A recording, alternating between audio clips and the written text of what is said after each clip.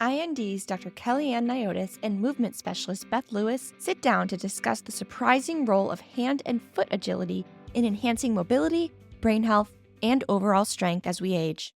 So, you know, as we age, we obviously lose all the things, right? We lose strength and mobility, we lose proprioceptive sense. So, a lot of times you'll see older adults start to shuffle, their strides get short, they get slow. That increases fall risk. And they also start looking down. And I think, or we think, a big reason that people look down is just because they don't know where the ground is. They can't sense total pressure. They can't sense vibration.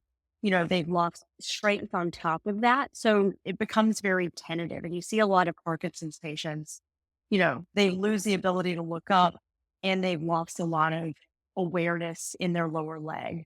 So the more that we can get people to understand total pressure and where they can use toe strength to push themselves forward, the better.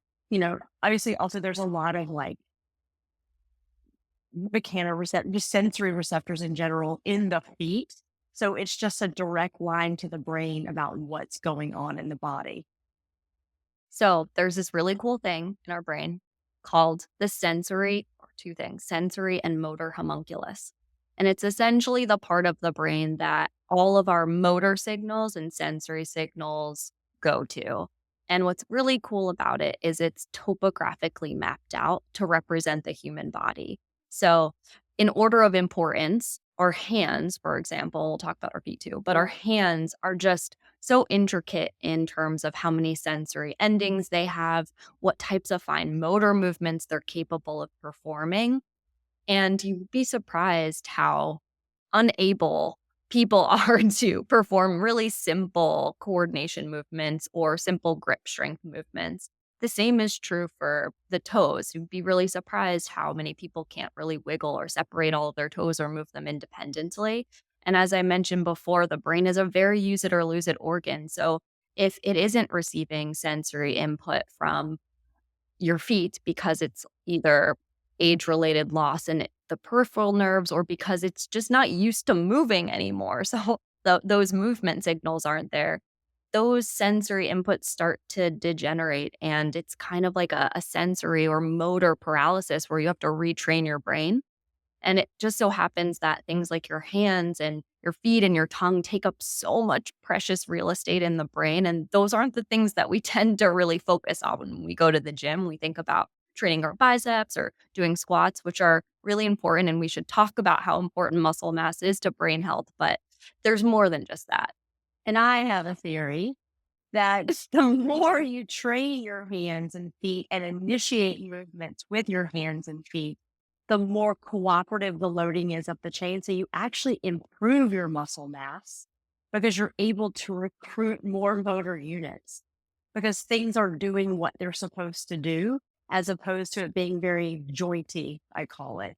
So instead of sharing force throughout the entirety of the limb, people tend to just kind of lock into their joints instead. Or they'll, for example, if they're doing a plank, they start shrugging up because they can't share the force. They can't support their weight. You see it when people don't know where their feet are. They don't understand how to push. So they'll move more proximally. They'll move through their spine as opposed to actually using their legs.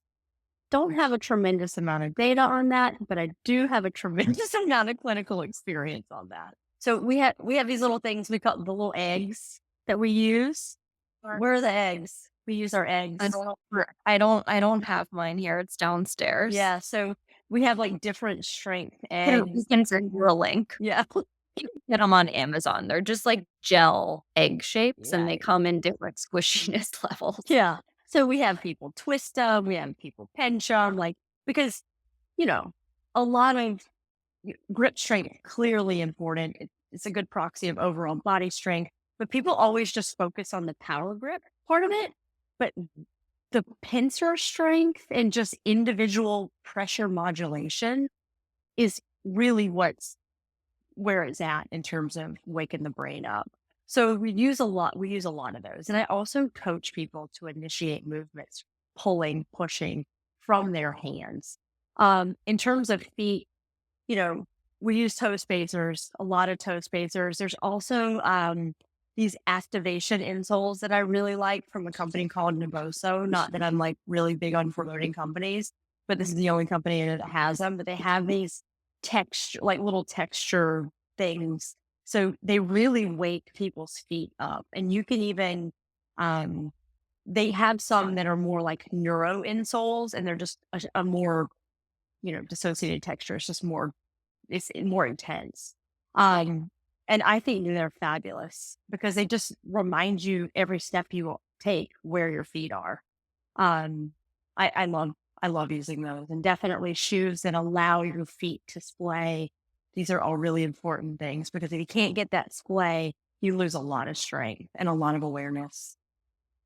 Simply practicing moving your toes is also really helpful and easy, like a thing that people should probably test on themselves. Like, can you move your toes? And that's Can you lift toes off the ground independent of the other toes? Like, if you can't, look, I had to train that. I almost passed out because I couldn't do an elbow. I was on the floor. It was so hard. The cognitive load of it was so hard, and it took me a couple of weeks, but now I'm a pro. Like, I'm lifting my big toes. Okay. Let's not get Immediately. It took me like a good minute to make it happen, to like yes. think it and make it happen. And I think, that's a really common thing. And it's something that everyone should really know about themselves. Like, can you load your feet? And with this training, I will just say that it does have trickle down effects in terms of, I feel like I've gained a lot more power in my legs because my weight is just much more evenly distributed despite my inherent disability or scoliosis.